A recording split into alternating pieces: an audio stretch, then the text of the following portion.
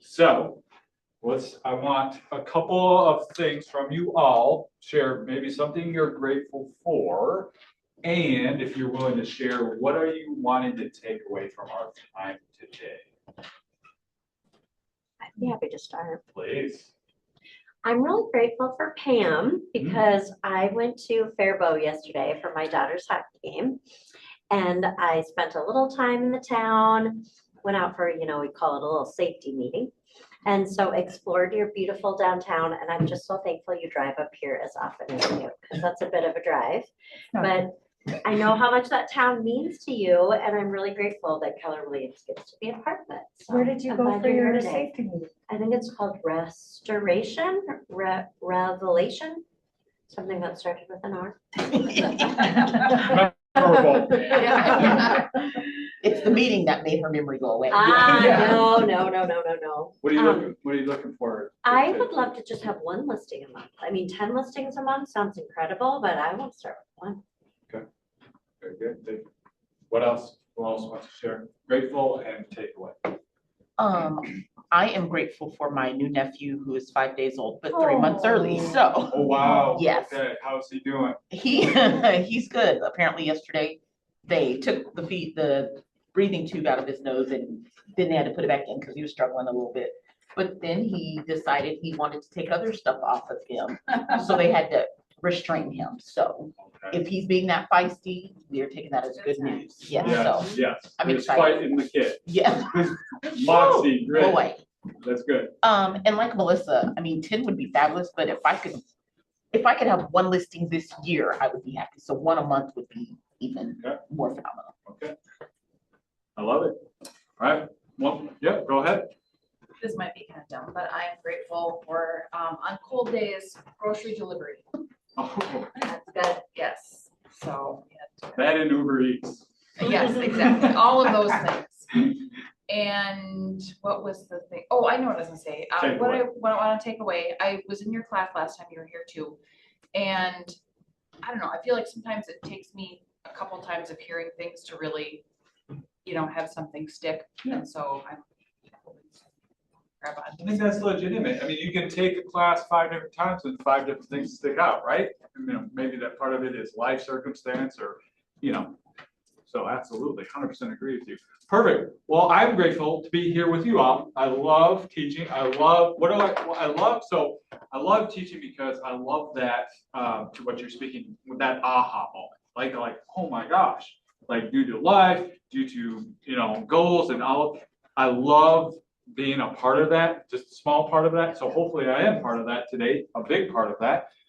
As you know, or some of you know, or if you don't know, I am both a MAPS coach and an agent in production. So a little bit about myself. Actually, January was the start of my 13th year in real estate. The highest year we have a tiny but mighty team. So it's my wife, one other agent, and a virtual administrator. So our highest year we did 156 deals closed, about 52 volume. I think the average sale price was 300 at that, 350 at that point. So we run very lean, very efficient.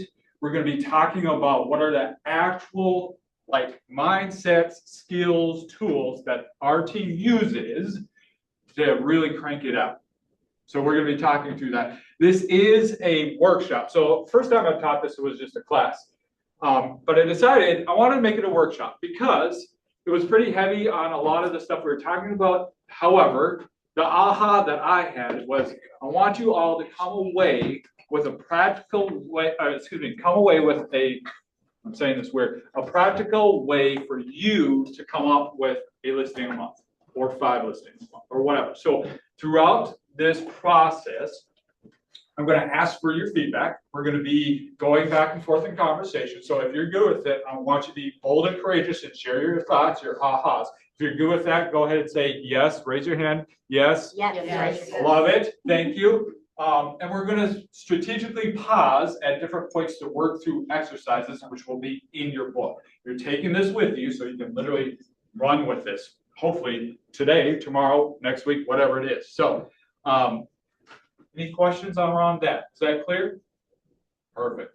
If you don't have a workbook, make sure you get one. So today, we're gonna be talking about, I'm framing this as literally what have I done to be able to take 10 plus listings. So my max month, I closed 22 transactions, the vast majority of those being listings. So what are the things that I have done or the team has done to fill that pipeline such that you can truly do 10 plus listings? Now, maybe that's not exactly where you're at now or where you want to go, but my whole context is going to be the refining the systems, the mindsets, all that to be at that level if you choose. If you want to do 5 listings a month, if you want to do 2, I would prefer, this is a suggestion, that you operate at that space and run at lean efficiency at 2, 5, 10, whatever, because that's only going to benefit you and your family.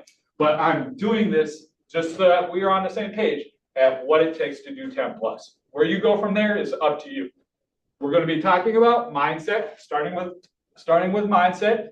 What are the different skill sets? We'll real play, we'll strategize. You'll have literal time to come up with a game plan around listings. What's the multiplier? Meaning, how do I multiply my results? And then we'll end with, how do I emphasize, leverage, magnify my listings? So, goal for me. This is my goal for you, selfishly. Want you to leave equipped, empowered, encouraged on taking more listings. Because let's be real, he who or she who has the listings controls the market.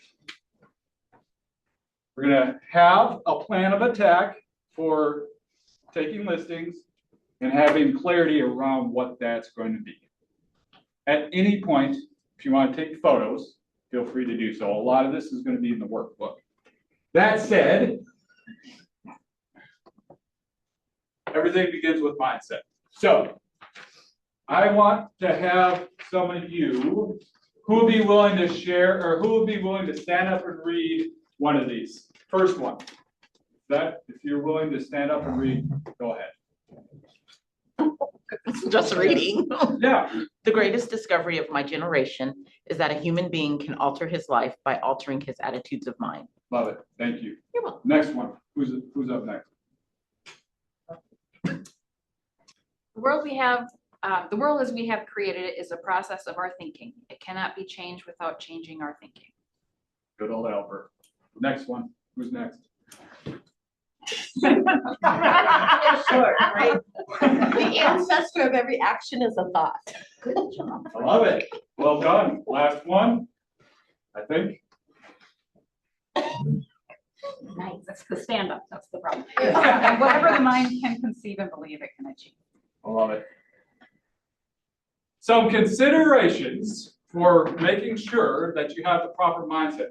First of all, when I, as a coach, have conversations with people where I'm taking 10 plus listings a month, usually there's some resistance mentally that comes into play.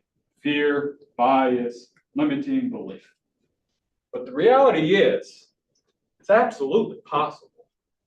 Because there are people doing that and beyond that, right? So it is possible. The reality is it probable? That's where it gets personal. Sure, it's possible, but here's where sometimes the limiting beliefs come in is it probable, is it possible and probable for myself?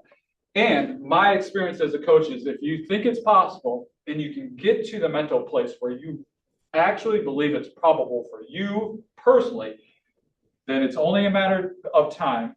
Yes, we need to make adjustments. Yes, there needs to be tweaking, but it's only a matter of time. If you're really truly committed that you're going to get to that 10 plus listings. Easy, not necessarily. Simple in some ways, but it's absolutely possible. So I'm going to challenge you today to during this class, actually believe that it is possible and probable that I could do this. All right? That's my challenge. Also, one of the things as I have coached, so as a coach, I coach the top 1% of either agents or teams. And I'm taking a lot of the similarities that I find in those producers and putting in here. One of those being, my challenge also to you is to reframe or to frame what you see coming at you as either an obstacle or an opportunity. Here's the deal. If you've seen me teach this before, I'm going to give you a really silly analogy, especially since it's winter. But imagine it's springtime and you wake up and somebody backed up a dump truck of manure and dumped it in your front yard. Again, silly example, but just go with me on this. A lot of times we are either negatively or positively biased in what we are looking for. So I could be negatively or positively biased to that situation. Let me give an example. So that happens. Somebody dumps manure in my front yard. I have two options. Oh, this is exactly what happens to me. This is exactly the thing that comes up and distracts me. Or I could say, well, the reality is I wanted to start a garden and now I don't have to go to Home Depot to get the stuff, right? The reality, and I'm going to be even candid. I would say, John, if John were here, she would laugh at this. Good morning. I'm a realist, probably tend to be pessimistic. That's for real. I have had to work very hard to exercise the muscle to see things not as obstacles, but as opportunities. What am I saying? To find the positive in something. I have found that top producers, whether they start there or not, more often live in, okay, this is a challenge. How do I use it to make myself better, those around me better, to be better, all the things. So my challenge, my question to you, and you don't have to answer this, is when things come up, do you see them as obstacles or opportunities? Clear? Yes. Secondly, or also, what's your relationship with fear? Notice the question isn't, do you have fear? We all have fear to some degree on some things at different points in our life. Fear is actually can be a very good thing. If you're in an extreme circumstances, life is on the line, fear is going to tell you to get the heck out of her. That's a good thing. Fear in the sense of, I don't want to lead generate because I don't want to hear no, that's not a good thing. It is telling you that you're doing something that's outside of your comfort zone and it's going to require you to be better, to shift, to adapt, to go outside your comfort zone in order to grow. But my question to you is, what's your relationship with fear, right? Is it healthy? Is it beneficial? Is it productive?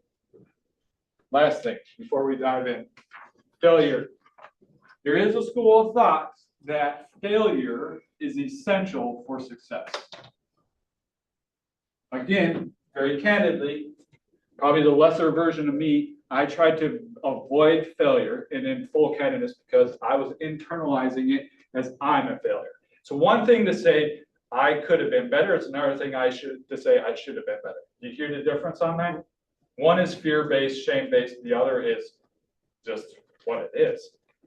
My, again, challenge to you is for you to examine what is your relationship with failure, and is it failure, and is it beneficial, is it helpful, or is it hindering to you? Is it an opportunity for you to gather information to be better, or does it shut you down? Is this clear? Yes. Any ahas from that? You don't have to share, but I don't want to, I mean, sometimes people have like, oh my gosh. If there's space, if you want to share, please feel free to do so. Okay. Some of the main myths and truths around real estate from Gary himself. He's a billionaire. By the way, I was with Gary about a month ago with a small group of people. This blew my mind. Gary himself got up and said, first of all, when I get together with this group of people, it makes me nervous. I literally couldn't sleep last night. I'm like, what are you talking about? That is shocking. Second of all, this is what really shocked me. He said, I am average to below average on a lot of things. And I know that I have limiting beliefs. Okay, so if a billionaire who started literally Keller Williams has limiting beliefs, it's probably safe to say we have limiting beliefs. So the question is, are they there? Or what are they and to what degree, and how do we reframe those? So we're going to go through these. I'm going to read the myth. I'm going to have you, somebody else, read the truth. So who wants to take the first one?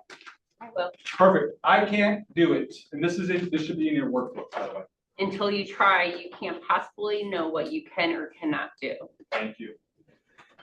It can't be done in my market. Go ahead, somebody else. Yes, it can, but you may need a new approach. It would take too much time and effort. I would lose my freedom. This is a big one I see in coaching. Huge one. Somebody else? Time and effort are not the deciding factors in success. 4, it's too risky. I'll lose my money.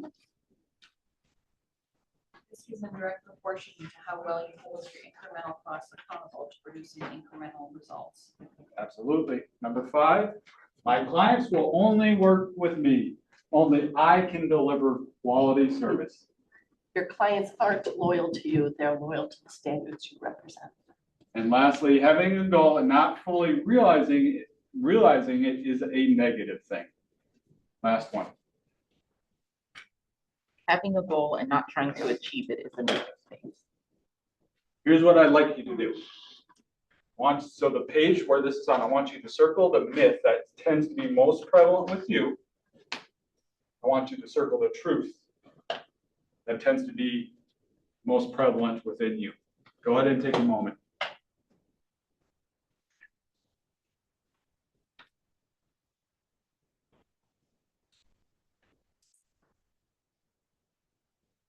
And when you feel comfortable, feel free to speak to what one sticks out and why for you personally. Yes. I'll start out, number 6, having a goal and not fully realizing it is a negative thing. Tell me more. I like to achieve my goals. And so often I will set a goal under what is essentially achievable so that I can ensure that I achieve it. So sometimes, if I'm hearing correctly, can you let me know if this is correct or not? Sometimes you underserve your potential, is what I'm hearing. For sure.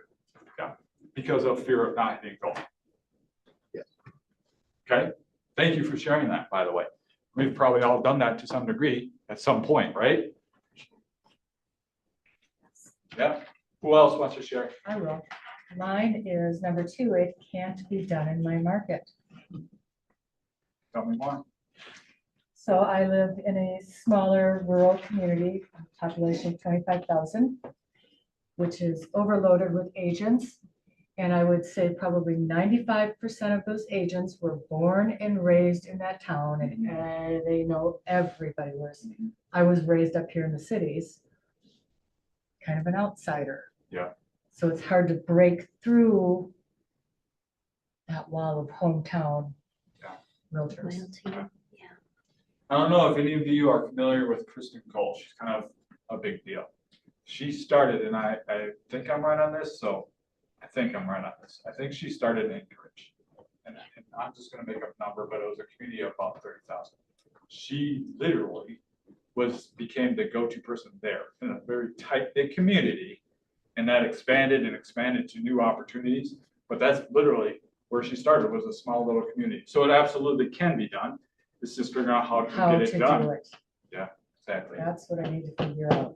There you go. That's the aha. You need a new approach. Yes, Right. I do.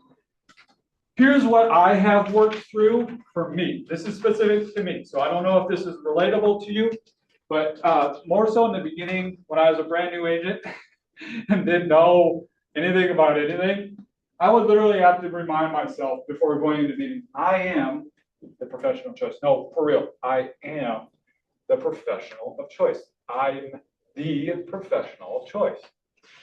But now I don't have to really think about that because it's subconscious and I've done it so much and I've honed myself and we all evolved and all the things, right? But at the beginning, I literally had to say that until it was fixed in my core, right?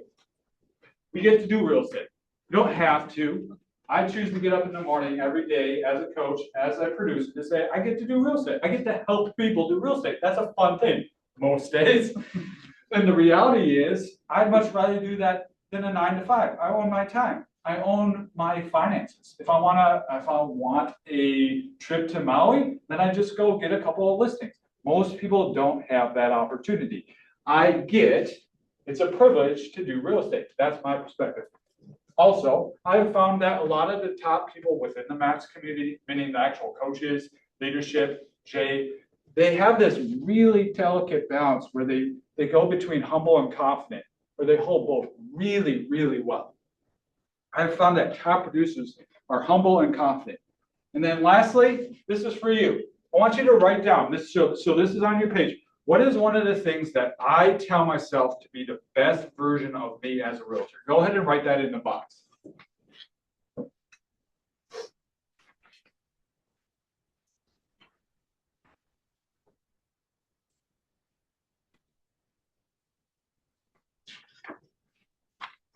So we've talked a lot about mindset. I want this to be practical for you, meaning I really want you to be able to walk away with something to implement now such that you have actual mental momentum or more mental momentum.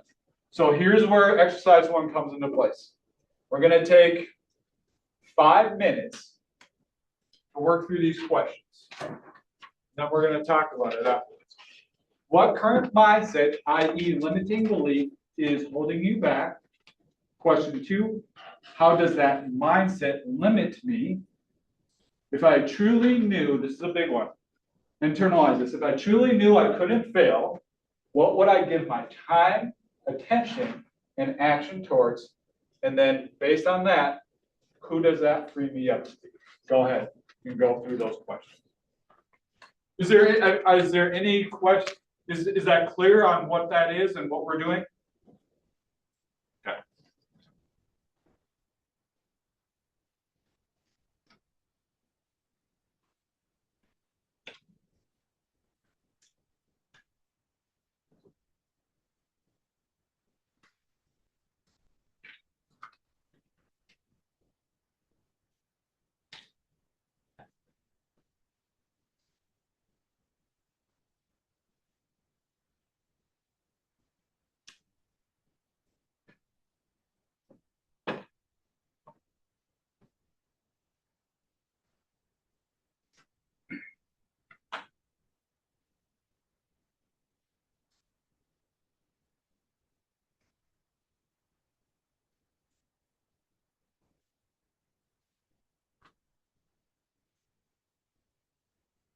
Sushi, you always have the best glasses. My glasses game is not like yours. It's true. Yes. She really does. She Like just in the big leagues. She reminds me, yeah, that's right. Where do you usually go for your glasses? These are actually ordered from this fantastic website that I found. Yeah. Peepers. Peepers? Yeah. Peepers? Mhm. Really? Yeah. They got good options, obviously. Yeah. Yeah. How did you find it? I was told by a friend 2 years ago, and I just surfed the website like, oh, this is amazing. Yeah. Yeah. So. Well, that's I'm gonna take that. I need to buy new glasses. So selfish that I was asking for me. Readers, but they're great. Yeah. About 2.5 more minutes and then we'll open it up.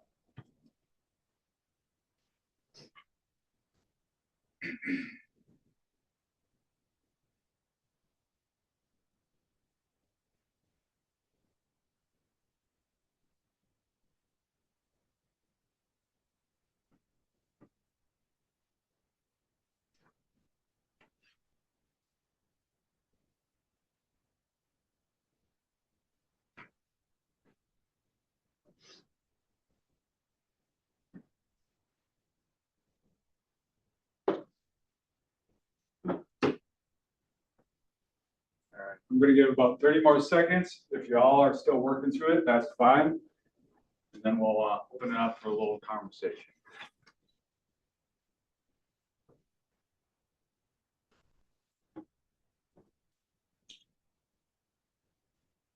All right, with all that in mind, who would be willing to share? Based on going through these questions, what came up?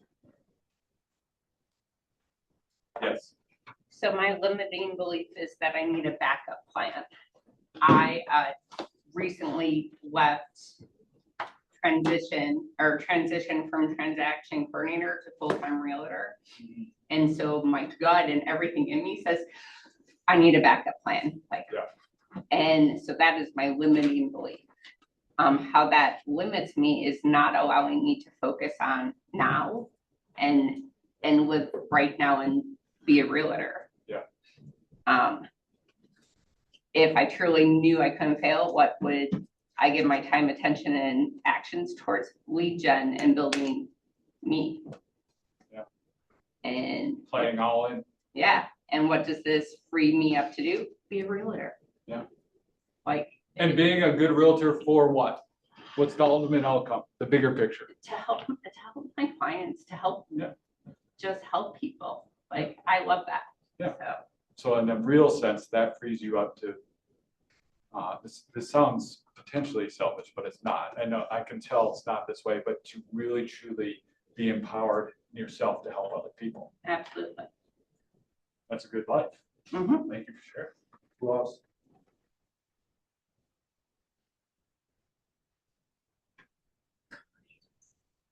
You should raise your hand. Are we going to you then? Oh, I can play She that did, game. no, she did. I did. But I'm like, Kelly knows when I go, then she goes, then Maria goes, so it's not to happen. That I can't be as successful as I want because I'm new to Minnesota. So I don't have a, like Pam talked about, a built-in database. Okay, And it limits me because it makes me not put myself out there as much as I should. And if I knew I couldn't fail, I would give my time, attention, and action towards my database and doing events. okay. And it frees me up to be a person who fully shows up as a wife, mother, sibling, daughter, and friend. True. Here's some powerful stuff. Leadership, take note. Now you know how to support, right? One more. Come on, agents. Not looking at anyone specific. Fine, I'll go. You know, No, I totally don't care. My limiting belief is that, I don't want to call some past clients and swear because it may be uncomfortable. Just, like, you might have a great transaction with somebody, but, if you really didn't, really build a great connection, if it's somebody that's just like, yeah, I'm glad we're done with the transaction, they were fine, but not the person I wanna, get super close to. Sure. Or, like one half of the couple, it's like, I don't wanna call him, I'll call her, but it's weird to call him. So that, that sort of thing, how does the mindset limit me, prevents me from calling and possibly missing out on business? If I knew I couldn't fail, what would I give my time, attention, and action towards? Calling my past clients and database. And who does this free me up to be? Someone who easily picks up the phone to make calls, and someone who also, or someone who has a lot of business. Also someone who can help others. You never know when you talk to somebody on the phone and they have an issue that you can help them with, whether it's a contractor or, a connection, to another person for something, or, so it's not just about me, it's about, also what could I do for them and what am I missing out and helping them with. Yeah, I mean, I'm hearing a common theme of contribution, right? Of genuinely wanting to take care of people. And it's just getting out of our own way in order to be the empowered version of that, right? I can tell you emphatically that money doesn't make you happy, but giving it away sure does. I mean, I don't say this for any other reason, just to reiterate what I just said. Being able to pay for somebody's groceries, just no strings attached, buying coffee for the person in front and back, whatever it is. John and I have this practice that if you see an opportunity, you just do it, right? And it's just because it's fun to empower it and do good in the world, right? We all know there could be more good. I'm not trying to get political, just in general. There could be more good. So coming from contribution, being in a place where we can do that at a higher level with resources like money, time, etc., mindset, right? It's important. Okay, perfect. I think we've encapsulated mindset pretty well. We're going to shift. We're going to go to the actual skill set portion. We're going to talk about some of the skills that go into setting an appointment, the actual appointment itself, which we'll talk about, and then we'll real play it. So how do I, on a listing appointment, find motivation? Somebody of you here will real play with me. And then we're going to talk about leverage. Importance of skill set, just to reemphasize, the level of skill set we have does a number of things. One, it helps qualitatively, right? So the higher level of skill that I have, the higher level of quality I can give my clients. We have a commitment on my team that world-class is the standard. So the reality is that entices me, that creates a standard that I should be at the highest level of skill at any given time for my clients. Higher level of quality, what comes with that? More quantity. That's good. More money. Higher conversion. We're going to talk about tracking numbers here, right? Do you know your numbers? Because numbers is, forget real estate, business in general. Numbers are the language of business. Do you know the language? Do you know your language of the business? Then lastly, mastery. Talk about let's just get you more money. What you do with that, that's up to you. Retire early, invest, whatever it is, we want to be intentional. So that said, some of the top qualities that other top producers use. This first one, it took me way too long to figure this out. Like, I'm not claiming I'm the smartest person, but I am persistent. I start every day the evening before, meaning specifically, get out of the way for photos. Each evening, I go to bed. Before I go to bed, I have what I'm doing, it's time blocked, and I'm fully prepped. This candidly changed my world dramatically. My efficiency went through the roof. If you are not starting your day the evening before, I would strongly suggest you start practicing that.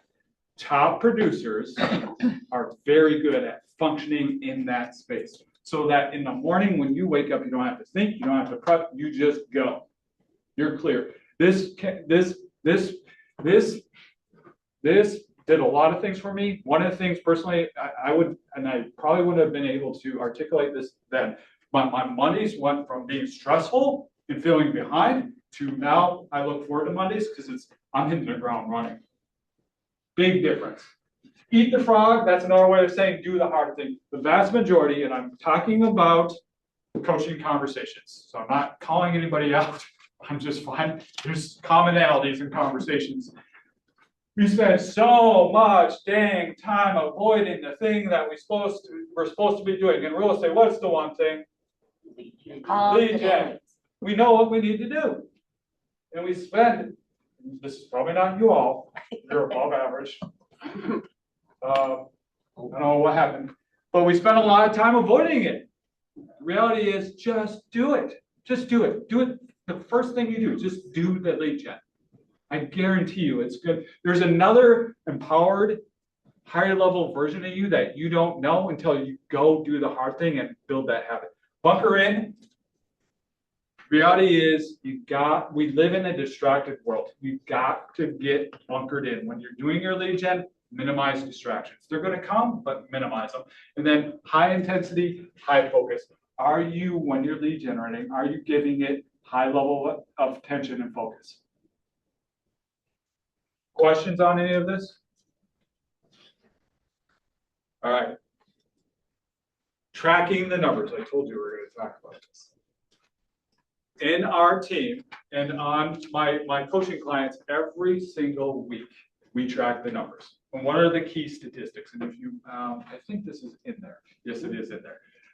So contacts. A contact via lead gen is a conversation such that you are asking for business. Could be, are you looking to buy? Are you looking to sell? Are you looking to invest? Who do you know? Who's doing it? Could be all those things, right? But it's a conversation that's intentional, whereby you're asking for business. Ideally, those contacts every single day, remember that's our first job, leads to an appointment. That is an actual agreement that you had in conversation to set an appointment to buy, list, invest. Contract would be the goal of the appointment is the contract. Yes, there's other things involved, but remember, we want to simplify. The goal is to get the contract. You've done all the lead gen at this point. You've done all the conversation. You prep for the appointment. You might as well just get the contact, or excuse me, the contract. Then lastly, you got the contract. The listing goes live. You want to get it to close. Let me give you some pointers. if you're not tracking your numbers, or if you don't know what they are, here's a good place to start. First of all, typically, generally speaking, takes about 12 contacts to get 1 lead. Typically, it's gonna take 5 leads to get an appointment. For sake of just conversions, I'm putting 2 appointments to 1 contract. Again, you probably are at a higher than 50% conversion rate. I'm just putting it conservatively. And then for the sake of contract to closing, I'm just putting 100%.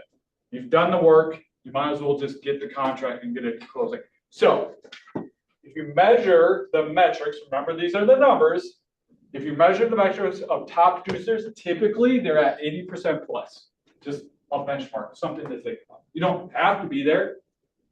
I prefer that, this is just me, I prefer that you are. But, you know, if you're thinking about it, you go on 10 listing appointments and you're at 50% conversion versus 80% versus 100%, that's a big difference, right? So if you're not, and this is for the leadership, what are the accountability groups what do you guys do for tracking numbers? Is there accountability groups, all that? Yeah, I mean, there's a few scheduled or scattered throughout the ALC, they do that. Okay, perfect. Beyond the ALC, if you're not tracking numbers, please do. Because some of you might be really good at getting leads, but not so good at getting the contracts, or vice versa. Yes, question. Do you have an easy spreadsheet or sheet that we could do that? Not in this, I don't. Not what? Yeah, not on me. And that, I mean, so as a coach, I have a hub where every week we update these numbers. Literally, we start the call with, what are the numbers? And we don't move on till that. Some people prefer to do it literally on Post-its, notebooks, Excel spreadsheet, whatever is best for you, whatever is gonna work for you. I'm a visual person, so I have literally like Monday, Tuesday, Wednesday, Thursday, Friday on the side of my wall, where when I hit my contact goal, I check it off, because that incentivizes and energizes me. Some people that could literally mean nothing. So whatever works for you. Yes, question.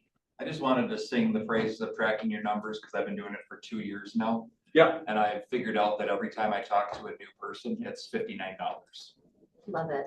So you've taken what the cost is in order to get to a closing per person. Yes, and those numbers are spot on. They're actually better when it's someone in your database that I do a lot of cold calling. Yeah. So those, the 80% conversion is definitely very accurate if you're calling somebody that is within your database. That would fall, especially if that falls into the Met category.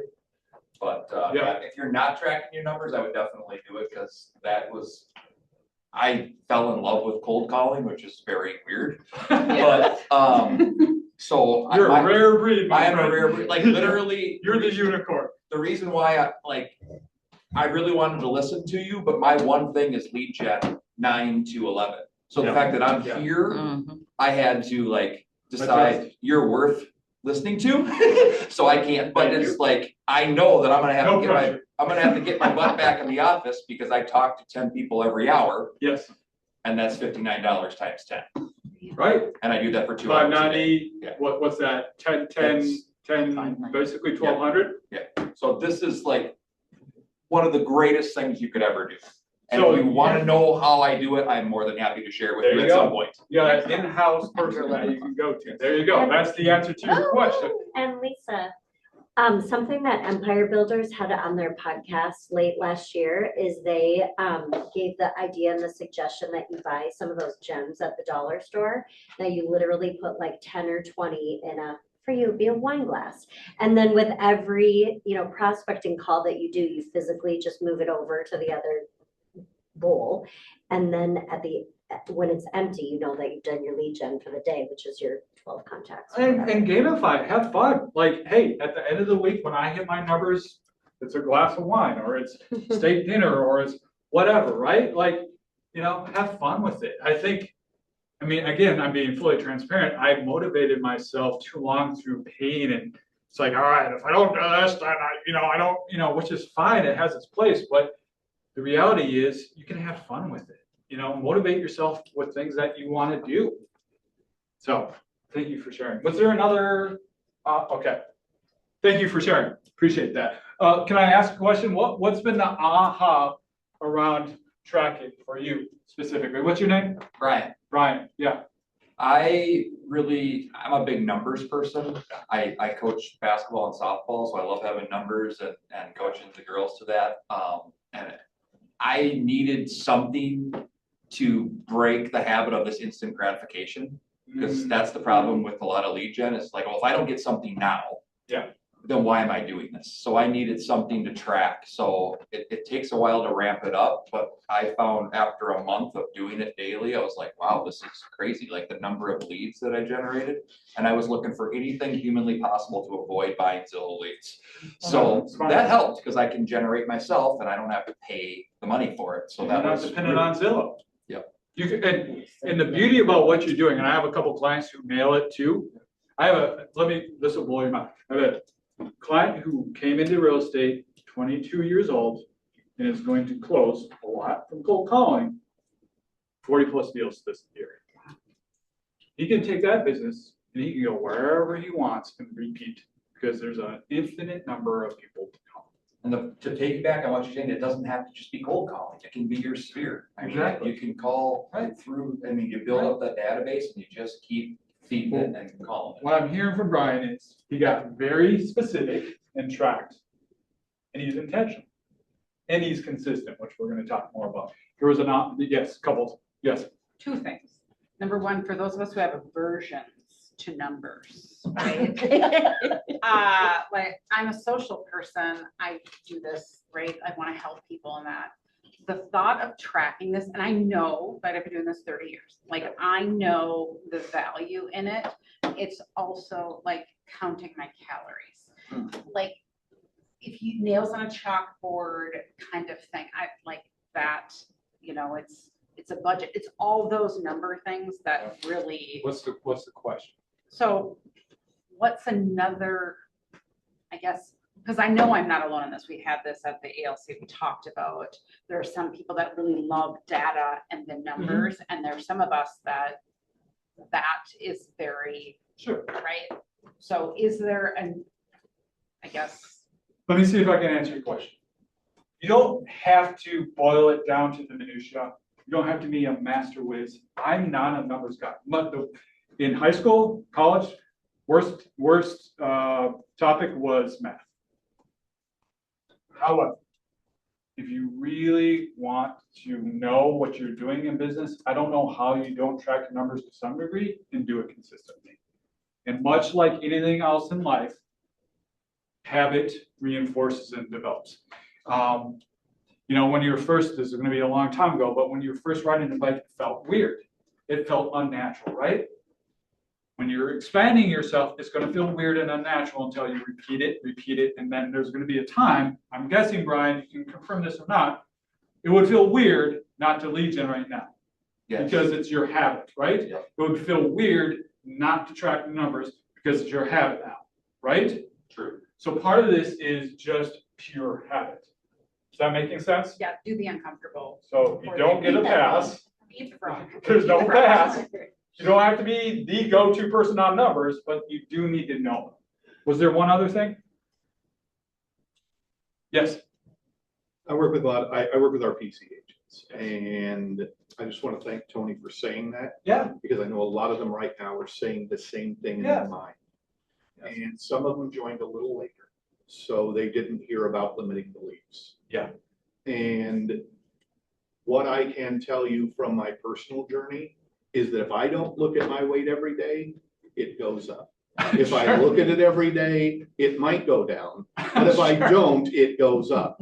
And I may not like that, but if I want to weigh less, there is an objective truth and a subjective truth. Right. And if I want to weigh less, I'm going to have to do the uncomfortable thing. Yes. Which is look at it every day and acknowledge, hey, if it went up yesterday, I probably didn't make the best choices. Yeah.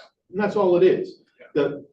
I think the challenge that most of my team runs into when they talk about tracking their numbers is about shame and blaming themselves for not getting it done yesterday. 0 is still a number. Yeah. And the tracking is the important thing. Yeah. and not assigning their self-worth to that number, Right. but rather assigning their self-worth to what was controllable and uncontrollable. And if they did it yesterday, if they tracked it yesterday, they're on the step to winning. Yeah. They may not have won the day yesterday, but they are one step forward to winning it in the long term. And we vastly underestimate our long-term success versus a short term. Couldn't have said it better myself. Tony, thank you for sharing. A lot of us are in there. Nobody has this 100% nailed down. So thank you for the boldness and the courage. We've all been there if we're not there, right? This is another level of accountability. This is self-accountability. And if you introduce, we'll talk about if you introduce others into this, this can really take it to the next level. But the best that I can tell you is you don't have to be natural. It is going to become more natural the more you do it. I don't know how you build a long-term sustainable business without knowing your numbers. Simple as that. That's the reality. All right, we're going to take time to do an exercise, the GPS. So I had the privilege of meeting with Gary's top 100 agents. In that group, we masterminded how many ways can we come up with lead generation. So this is in your book, your workbook. There's over I think there's 105 exactly. Pretty sure about that. So here's what we're going to do. This is going to be, we're going to take about 10 minutes time. We'll see how much time you guys need on this. You're going to literally talk about, so we talked about what we need to do for mindset. We talked about the skills that go into getting the appointment. Now we're going to talk about the actual lead generation levers that you want to use. So maybe you have this all already figured out. Maybe you need to retweak it. But I'm going to have you go through, and if you need to reference those other lead generation methods that I gave you, please feel free to do so. So you're going to write down your goal for 2026. That's the number of transactions you want to close. Goal is the number of transactions you want to close. Priority would be the lead generation lever or levers that you're going to use to hit that goal. The strategy, as you can see, is going to be the activities that support the priority. Is this making sense? So you're going to take time right now to either affirm or reaffirm or clarify your GPS around 2026 as it pertains to your business. Once again, goal, number of units closed, priorities, lead generation levers, and then the strategies are the activities that support those lead generation levers. Go ahead.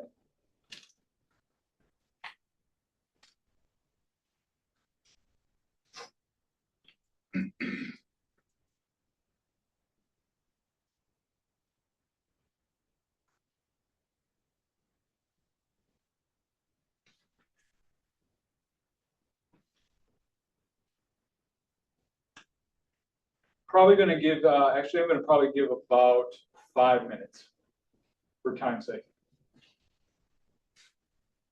I want to make sure we have time at the end for Q&A.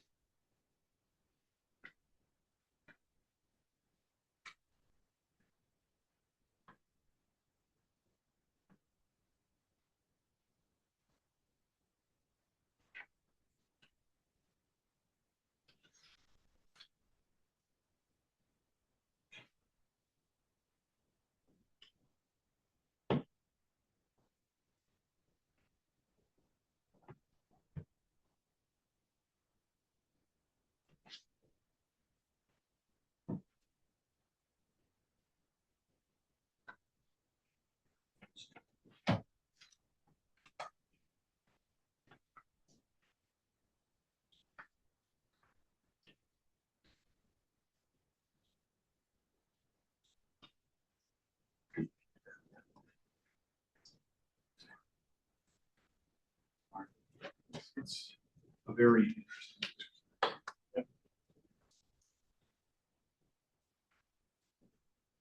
Also, that's what I shouldn't do.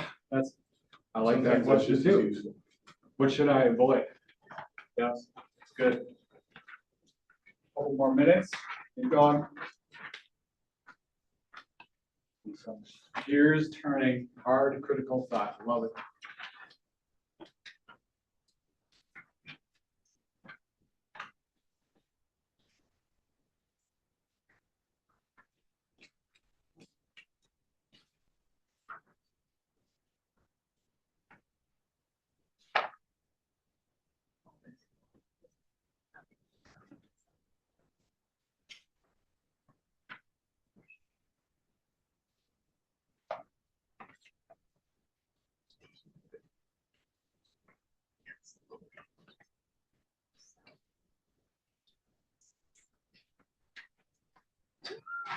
forgot to mention, you're gonna see it. All goals, if you're coaching with me, all goals are SMART, specific, measurable, attainable, relevant, time bound. I'm gonna lead gen every day is not a SMART goal. I'm gonna lead generate from 9 to 11 via cold calling, Monday through Friday, such that I get X return. That would be SMART. So the more you can go through and make sure that each of the priorities and the strategies around your goal for the year are SMART, I guarantee you that's going to be really helpful for building momentum. All right. Keep going. That being said, as you're working through this, what ahas are coming up for you all? Number 90, work the garage sales. They're cleaning up. Do they want to move? Never heard that one before, and I think that could be really fun for someone. Yeah, I live in Minneapolis off the Parkway. They have a neighborhood, you have 40, 50 garage sales. And they're all mapped, they're literally mapped out. Here where they are. That could be a great opportunity. Not in my, don't come to my neighborhood. That's mine. Thank you for sharing. What else?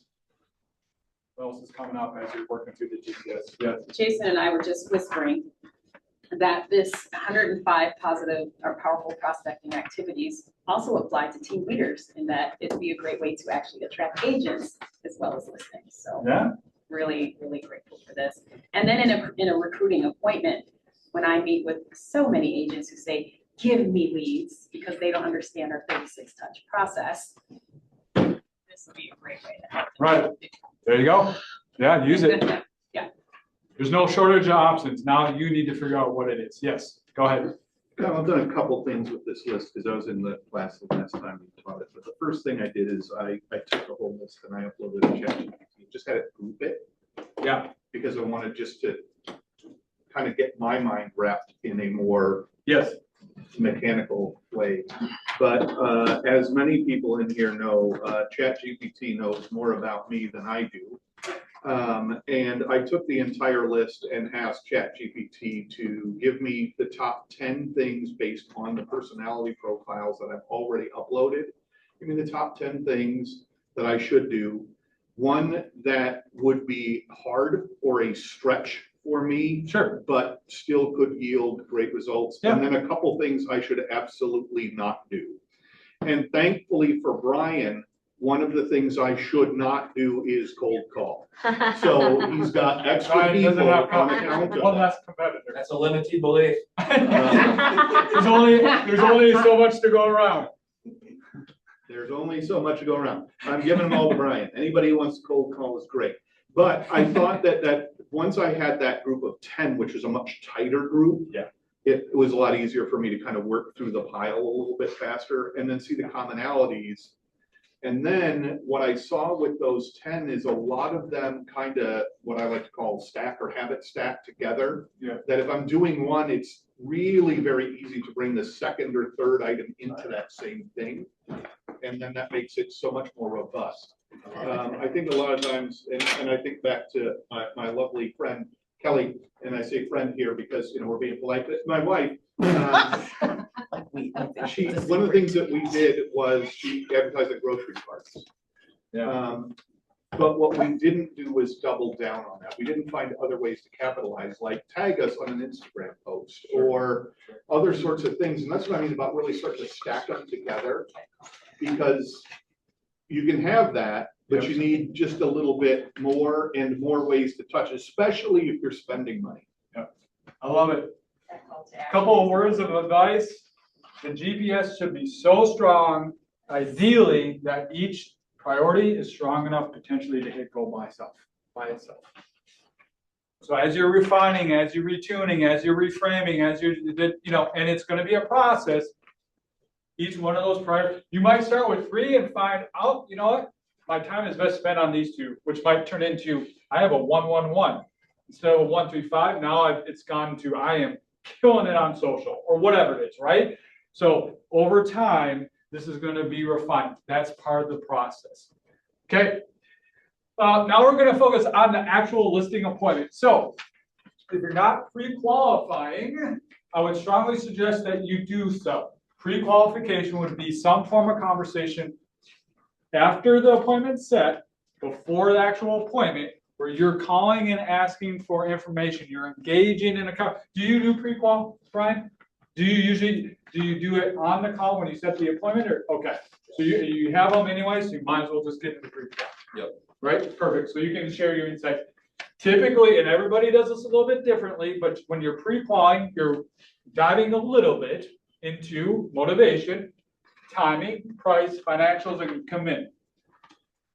Please, I have clients who do not, we're working on finding the commitment. So we're agreeing that if you're comfortable and confident, well, first of all, we're agreeing to this time, right? And if you're comfortable and confident from our conversation that we're gonna work together. Well, I don't know, that's fine. I'm just saying, if we feel comfortable, if you feel comfortable, can we agree? Some form of commitment, because the last thing this is just me, last thing I want to do is drive up the heck somewhere and not come away with a contract. Money, or time is money. You boiled it down, Brian, kudos to you. So some form of this, I ask the question, this is just me, tell me about your house. It's an open-ended question, and I will take notes about this, that, and another thing. But I'm really listening, I'm asking the question because I want to hear the personality style, the personality type on the disc profile. If it's a D, they'll be like, well, it's a 5-bedroom, 4-bath, 2-car garage, 3,100 square feet. What else do you want to know? I know that person wants very quick conversation, bulleted conversation versus, I'm totally generalizing here, but I might be talking to a 75-year-old lady who's been single for 5 years and just tell me about your house. Well, we had 4 events last, and it ends up being like, a casserole recipe on the tail end. Okay, this person is highly relational, so I need to be mindful of that. And my language, what I go through doesn't change, but my language does, based on the personality type. So something to think about. If you ask, one of the things you could do is ask, tell me a little bit about your house for the purpose of understanding the personality type. Pros do this at a high level. We're going to fly through this. Just a reminder that the quality of the questions you ask does determine the quality of answers you get. Simple, not profound, but yet the reality. Remember that we need to be asking good questions because that does determine the answers. And the answers that we get will determine the expertise. If I don't know very much about the motivation, it's going to maybe be difficult for me to meet those needs. And a reminder, clarity is caring. Do not be afraid to clarify. If I'm hearing you correctly, if I'm understanding correctly, can you tell me more about that? So this is motivating to you because whatever, right? Showing that you're clarifying builds rapport, builds candor, which is ultimately part of what we're trying to do here. So with that being said, we're going to actually real play. So this is what I do when I go on an appointment. So we're going to talk about, this is specifically finding motivation and or pain, but specifically in this case, motivation. So I'm going to real play like I am the listing agent and you're the seller. Who wants to be the seller? We're going to real play this. These are the questions I use. Don't be afraid. I'm going to be gentle. Brian, thank you. All right, do you have a scenario in your mind for selling? Sure. So these are going to be the questions that I ask such that I am clear on Brian's motivation. Okay, Brian, we're going to be at the kitchen table. Brian, thank you for having me over. It's a pleasure being here with you. Thank you for the tour. You got a beautiful home. Can you tell me a little bit more about, I know we talked a little bit, but tell me in a deeper sense, what's causing you to sell? So my youngest daughter, she graduates this spring. She's going off to college, and my wife Annie and I have always wanted to have a property on the beach so I could deep sea fish every day. I've been working really hard for 35 years, cold calling random people, and I've decided it's time to fish every day. Property on the beach to be able to fish. Yes, sir. What's important to you about that? Well, I love fishing. I love the beach, and I'm really sick and tired of living in Minnesota. It's very cold, as you know. Yeah. So, I can and bet. we've been waiting forever because we wanted to get our kids through school, and now I just feel like it's time to get out of here. I really feel like I'd take to a tan very well. So I feel like it's time. So more time, kids, now's the time because the kids, you have the freedom, you have the opportunity by the beach. How will that make you feel when you're able to be on the beach? Be able to fish? I've been thinking about it every day for 20 years. I'm just so excited. When you think about it, what feelings come up? Just the joy of knowing that my kids are grown and I don't have to worry as much about them eating all my food. And now I can just be out on this beautiful beach and go after that marlin I've always wanted to. Oh, there you go. Last question, Brian. Making sure we achieve that for you. Obviously, this is a partnership. What's the significance of being able to do all this? I think the significance for us is finally having, we've worked really hard to finally have some freedom as a couple to just, love our kids, but they're finally gone. So now we can really focus on us again. And I'll be honest with you, Kyle, there is a giant vacant spot above my office that a marlin would fit perfect on. And I need that up there. We'll get you there. And we'll celebrate it when it happens too. That would be great. Basic questions, right? But I'm not afraid to dive deeper. At one point I asked Brian, what feelings come up, right? You're going to have to contextualize this to the person or the people, right? But now I know from Brian, it's not just about selling, it's about getting that marlin. You mentioned multiple times, I want a marlin. Okay, we got to make that happen, right? But it's about the freedom in order to be able to do that in other things, right? Now I know in hard conversations, if I have to have a frank conversation, hey, remember when we talked about this being important? We need to talk price corrections in order to achieve that. That's different than you want to sell, right? Do you feel the difference on that? We're having a very personal conversation, which goes to say people are bringing you in for important reasons. We need to steward that well. How did that conversation feel? You can be honest, Brian. Really good. Yeah. I liked it. You dug deep. You went below, Surface. below surface, which Right. is good. Pun intended, which is where you're Yeah, going to find exactly, right. where Yeah. your So, marlin is below the surface. I work hard on my appointments to do the same thing because you want to build up that trust. And then it's the point that you just made about, when you have to go back and do a price correction, if you have that, you can go back to that and then reframe the car. It's a game changer, big time. Yeah, it could literally be the difference between getting the price correction or not, which could be the difference between selling the house or not. Right? It is our job as professionals we can only do what our clients tell us, but they are looking for you for guidance, looking to you for guidance. It is our job to do so at a high professional level, right? So I'm making assumptions. My language, usually to some degree, at some point in the conversation at a listing appointment is my best interest is yours. My first interest is your best interest, which means in any given moment, whatever I'm saying comes from the mindset of, does this set up Brian for success as much as humanly possible, right? So whatever your vernacular is, make sure that you're clear on that and you feel comfortable with that. Yes. Yes, Jamie. I was just say, if Brian then interviews me as an agent, and I don't ask him a question about feelings, he's gonna gravitate towards you because he equates all those feelings of where he wants to be with you. CC, I'm going to come back to you. Perfect segue. What are they asking in their mind, in the back of their mind, that they may not even ask you, but they're assessing? 3 things. Character. Can I trust Brian? Can I trust him? Because I can't trust him. The obvious answer is no, we're not doing business. Okay, I can trust him, but can he get the job done? It's one thing to trust somebody. It's another thing for that person to be able to execute. We need to execute. Last thing, compassion. What I'm conveying to Brian is what's important to you is important to me by asking the questions. So I'm hearing you correctly, Brian. Right? Yeah.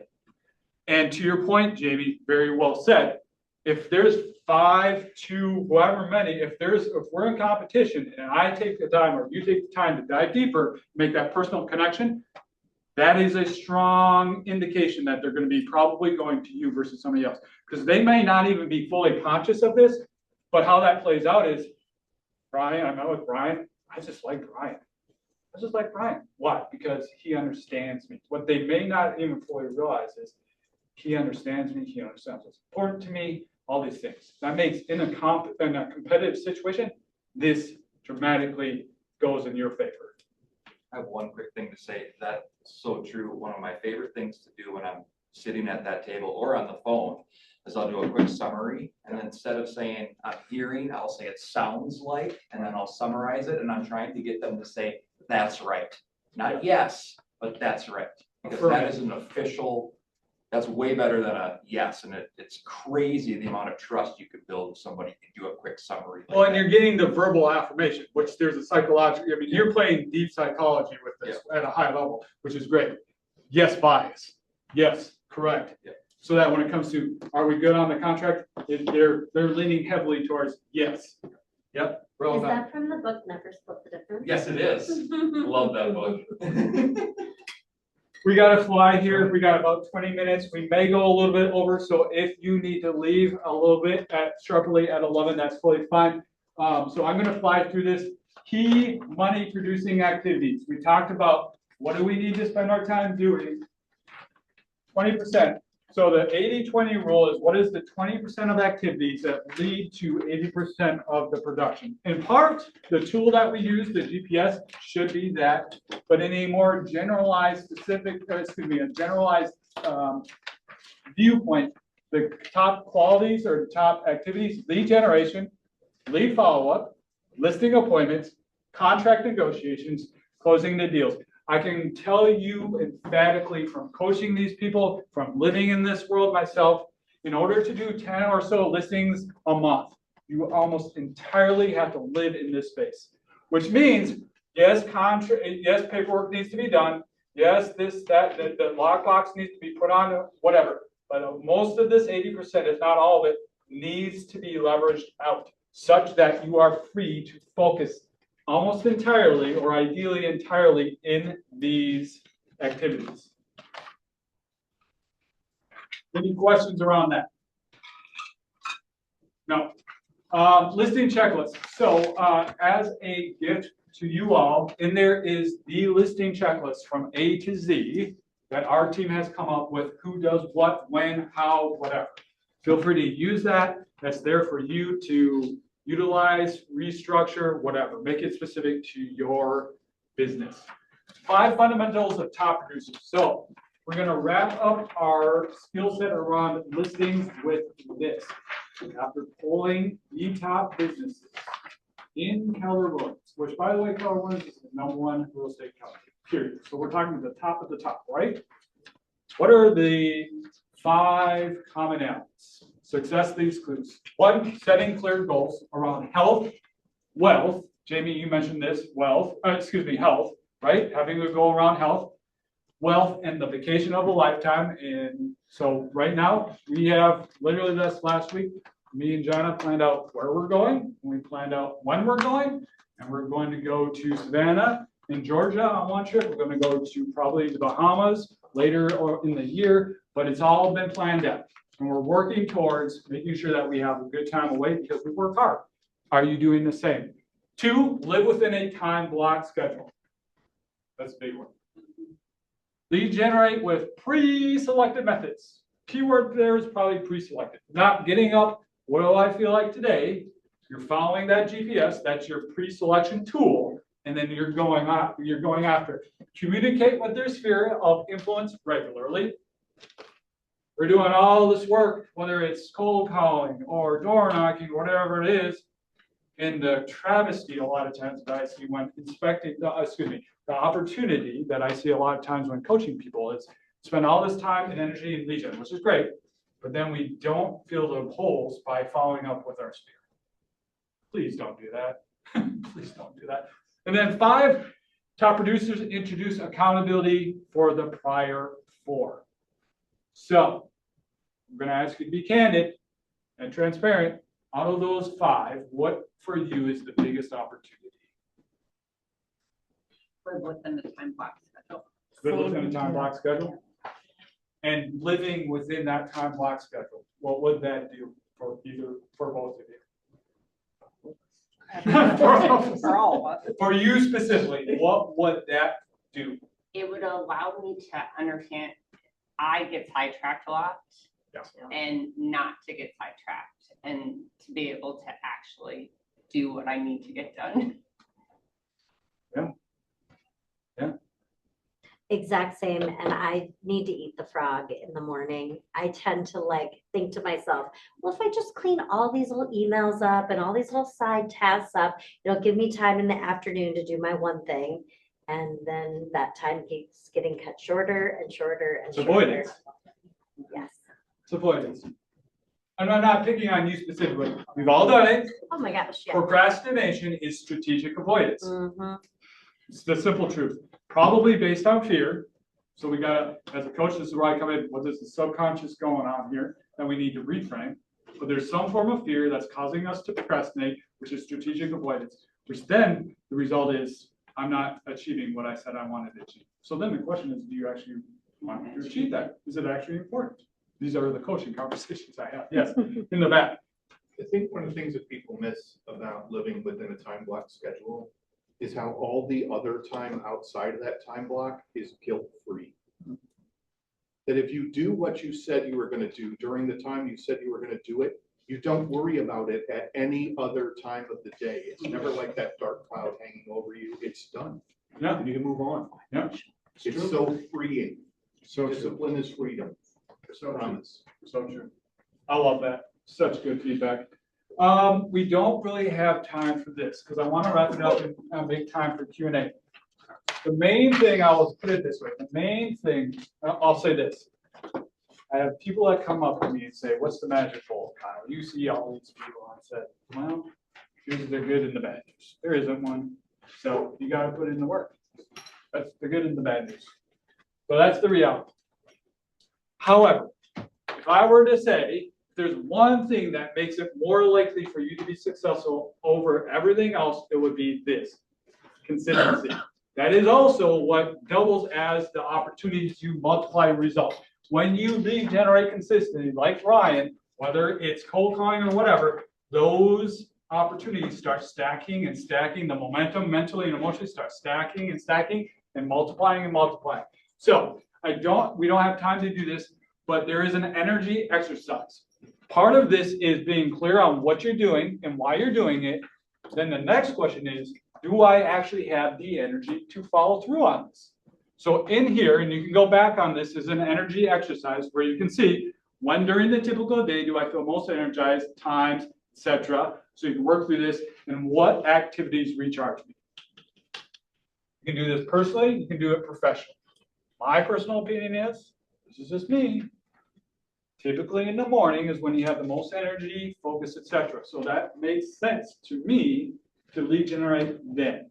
And to the earlier point, the hard things done. So there's momentum there too. So I'll let you all go through that. Remind me, is this in your workbook? Yes.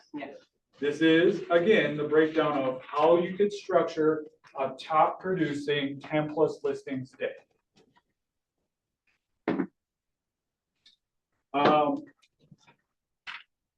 What are, for the staff member, what are the opportunities? So one of the things, and we're going to end here, and I'll make it open for Q&A here shortly. And if you need to go, that's totally fine. For the staff in the room, what are the opportunities for accountability or taking in? Is there other groups within the market center? Well, we have the productivity coaching, Yep, there yep. one another's accountability. Yep. We have a mega agent mastermind, so Love it. those, agents tend to group together and be accountable, and then we have the ALC. But there's definitely gaps, there's opportunities. Well, and in fairness, we could all introduce this. There's a responsibility of ourselves to Right. initiate, right? So thank you for the opportunities. Here's where we'll end. If you do not have accountability that you've introduced into your life, I'd strongly suggest it. Whether that's ALC, PC, a group. If you don't have a group, start the group then, honestly. The reality is, and another form of this, and I'm unabashedly going to say this, is mass coaching. I would not be probably in this business. I certainly wouldn't be where I'm at without MAPS coaching. I guarantee you that. And as a MAPS coach, I probably could have taken the limiting belief that since I'm a MAPS coach, I'm good. I don't need coaching.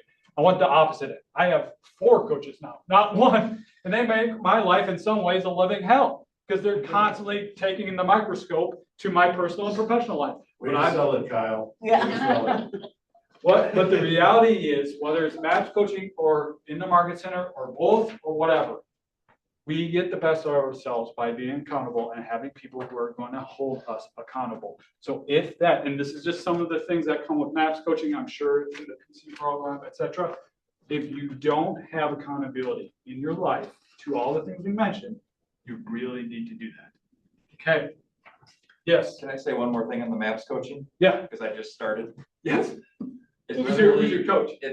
Jim Fagan. Sure. Yeah. It literally takes one deal to pay for it for the year, and I got that in the first 2 weeks of coaching. That probably might not happen for everybody, but the system that I designed with my coach, I did it, and I got that deal. Good. And the conversation, when you coach with me, one of our first conversations is how do we pay for coaching for the year as quickly as possible? Literally, that's the conversation we have. Yes, thank you for sharing, Brian. I have a question for you. We Yeah. do have, there's a small group of us that get together every Monday at Yeah. noon and do an accountability. And we have a tendency to just sidetrack it and go into really great conversations about life and everything else. But how do we keep each other on track in our accountability? It's Rod, funny talk you about said that that, first. Maria. I wrote down in here that our group, where'd I put it? sorry Accountability that I group, interrupted. track numbers. So I wrote that, don't worry about it. So With my clients, I give them the option of front load numbers before our call. And here's how I position the conversation when I'm starting a relationship in a coaching partnership. Here's the coaching hub. We are going to talk about numbers at the front end of our call. You can front load it and therefore we'll just have it. Or if it's not there, I'll assume that we're going to spend the front end of our call talking about the numbers. My suggestion would be in a coaching conversation or group that you front load or you start the conversation and you are adamant that you start there. thank you. You're holding yourself accountable to the key activity. Because the last thing, it feels good sometimes, and I'm putting my own bias. This is not, maybe not, this is what I've seen. It feels good to talk about things so that we don't have to talk about the numbers that I didn't do. But is that really helping? No, it's not. You got to be willing to be transparent. 1, 2, lead by example, and 3, if something's off track, be the one to speak up. Hey guys, this is great, and I love you, but we're here to talk numbers and move forward. So let's do that, right? So be who you want to be, who you want in your life, right? Exemplify that. Good question. What else? What other questions are there? We covered a lot. We covered a lot. Either questions or ahas.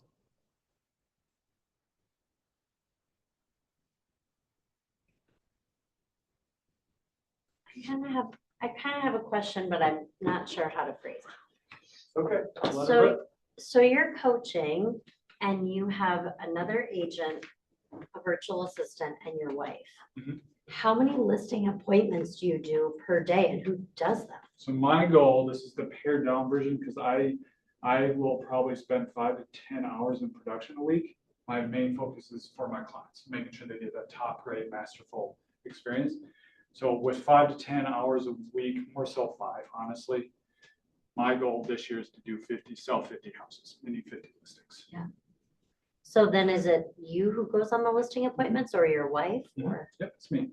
So we have, what's in place is, and I'm not going to go back to it, those 5 money producing activities. Basically, I've taken 20% of that 20%, meaning the listing appointment. That's what I nail. That's my bread and butter. I can probably go on 10 listings and if I'm on my A game, get 10, 9, maybe 8. If I'm on my game, right? So that's me. Somebody prepares the paperwork because I prep them. Here's what I want. Da, da, da, da, da, da. They hand me the file. I go on the listing, get the contract, I hand it off. I'll have strategic conversations between then and selling, but that's basically what I do. So I have highly leveraged people and or resources, meaning systems, in order to be able to handle that. In the year that we did 156, that's how we refined it. So 50 is no problem in terms of systems and leverage. Does that answer your question? It does, definitely. So I'll spend probably on average 5 hours a week on production to get to, and this is realistic because of our systems, me doing 50 listings, 50 closings. This kind of kills me because I know I could do more, but my energy is not, that's not what it is. That's not what it's for. So, yes. I feel like I've got a listener who is gonna hear, I should work on my system before I get the listing appointments. Can you comment on that? Potentially you got fear creeping in again. Let me take this. The reality is you're just gonna have to go do it. The best way to learn is to go do it. I got to where I am by making mistakes. Simple as that. Remember when we talked at the beginning about failure? That's a critical point. Some of the biggest Inc. 500 companies or biggest companies in the world have gotten really good at failing fast. Amazon is a great example of this. They're better than most at coming up with an idea, failing and refining, and then putting it back out there. They do that faster, that process, than most people come up with ideas. Part of the reason that they're good at what they do, or one of the best. So this might be a thing where you just have to go ready, shoot. There is space for reflection where it's critical thinking. Let's put it that way. There should be time for reflection for critical thinking. So, you know when is appropriate for either, but don't let that keep you from taking action, meaning lead generation. Yes. Just want to comment that you said reflection, which means something has to have happened in order for you to reflect upon it. Right. That Coming up with scenarios in our head that are fictitious doesn't count as reflection. Thank you. Which we do sometimes. We future pace, future scenarios, what if, not helpful. Yep, being aware of our own thoughts. What else? We got 4 minutes. I'm curious what your thoughts are on someone who is more time block averse. And what would be a great strategy to start waiting in? Because as Jason was eloquently stating, it feels restrictive, yet it's more free. How do you get that ball rolling? Ooh, that's a deep question. So if we're in a coaching partnership, we stop all conversations about whatever right now, and we zero in on that. And we figure out why, for Jamie, does it feel restrictive? Because I think on an intellectual level, we can all say time blocking isn't restrictive, but on an emotional level, that's how we play it out, typically, right? So we'd have to, I'm giving you, this is deep psychology stuff. We would literally unpack that. Okay, tell me more about that. Why? For you personally, right? So unearthing why that feels restrictive. And until that is reframed to this is actually the opposite, it gives me opportunity. As Jamie was saying, when I nail this, that builds momentum over here, which builds momentum over here. When I nail it professionally, the reality is that makes me a better dad because now I'm present with my child rather than thinking about what I should have done, right? So the personal goes into the professional and vice versa, right? So the reality is when we time block, it is actually freeing us up, but we would have to get into your mind specifically on what are you associating with that and what is the specifics of that. Kind of an answer, but kind of not. Is that making sense? Yeah, that's a different perspective. We all know we need to do it, but if we're not doing it, there's a reason why we're not doing it. So we got to figure out why that is. Just like we all know we need to lead generate, but if we're not, there's a reason internally that we're rationalizing why not to do it. Whether it's healthy or not, that's another question. So it's unearthing what that is.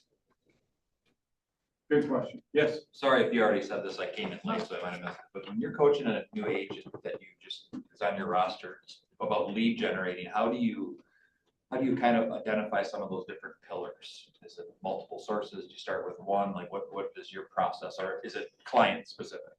It is client specific because each business is a little bit different.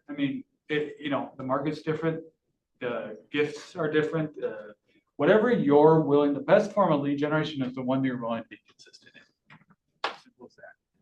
Now that's gonna range, we all have different limiting beliefs around lead generation, time blocking, whatever. So that's the artistry in high level coaching, is being able to take all of this stuff, for me, real time, and to be able to say, okay, right, bottom line, clarity, what are you willing to do? And for somebody, that might be just following through on lead generation for 5 minutes, Monday, Tuesday, Wednesday, Thursday, Friday. For somebody else, it might be, just had a conversation yesterday, okay, dude, you're doing 50 contacts a day, but you're underserving your potential. It's time to go to 75. Okay, all right, yeah, I know. Yeah, you're gonna do it, right? Right, so it's a little bit specific to the context of the business. But the main thing is being consistent and then having the plan, a clear plan to do it. I see it like a really big, I follow a lot of different coaches because I'm just really interested in it, but Yeah. it seems like every single one says the same thing in a different way, which is consistency is the magic. Yeah, if there is one, I would put it this way, as I said earlier, the thing that gives you the most opportunity for success is consistency. So we're going to be hiring, and I'll end on this. We're going to be hiring a couple of agents to the team in Q1. We're making a concerted effort for that. If I have to choose, and I hope I don't have to, but if I have to choose between somebody who's skilled and somebody who's consistent, I would lean towards consistent. Because that over time will compound. Doesn't matter how much skill you have, if you're not able to activate it, it's of no value. I'll put it that way. Would you all do me a favor and scan this and give me your honest feedback? I depend on you all to give your honest feedback. What went well, what didn't, and within that is an opportunity, if you would like, to have a complimentary strategy session with me. So, just as typically I charge $1,000 an hour for my coaching. What I'm willing to do is have an hour-long session bookmarked for you in order to get clear on whatever it is you want to get clear on in your business. You'll have to indicate in there if that's something that would be beneficial for you. Okay, helpful? Very. I can see a lot of internalization going on. I feel like I gave you a buffet. If you have questions, you can reach out. The staff are here to support you. You have world-class staff. I think we're good. Thank you. You're welcome. You go back to his screen. Yes. Hey, Jamie, I don't care which Sir, one, but I can you just share need it how to many be like people you're are still on Zoom as teaching. well? so I can see Oh. the picture. Sure, Go, no, don't do the that. number. No. No, go a different one, You- because So I don't want that on Like the- I'm teaching? About coaching? No, I don't want that one. Oh, you want a different one? yeah, so when I put you on the internet, Yeah. yeah, it's not like Blah, you're blah, talking blah, about. blah, blah, blah. Make sure that your real play, all this I stuff. do reflect that when I started, I represented. the Thank you, sir. Did you take a video or a photo? Just a photo. Oh, You want me to do a video? Oh, crap. Look, let me Crap, grab this picture. Yeah. When I was there. Oh, yeah, that's a good one. So I think that was an unintentional time blocking of my. Ryan, if I were to start over, honestly, I would circle prospect. Yeah, that's what I'm thinking. I've been going after expires for a long time and I've gotten good at it, Yeah. but I'm sick of kind of being a commodity. Sure. And I've noticed, I separated top funnel, middle funnel, bottom funnel. I noticed with circle prospecting, my new goal is I want to beat the Zillows and the Realtor.coms of the world to get to the client first. So. Oh, wouldn't that be beautiful? That's, If all of us agents learn to literally how to fish rather than they go to them for fish, put them on a business. Oh, that'd be well, and I'm a huge fisherman and a big hunter, and I just. I thought that was all made up. No, Oh, no, that was real. I That was for real. don't know. How big of fish do you I don't know what it is with me, but I just like, But then I I get got to the obsessed time, I'm like, with how control. trained. I think it's because when I got into the business, like I went after my sphere, but my sphere was at that time, this is a limited belief, but it was a bunch of move up buyers that all had 3% rates and they weren't moving. So I was like, well, I'm not going to get to where I want.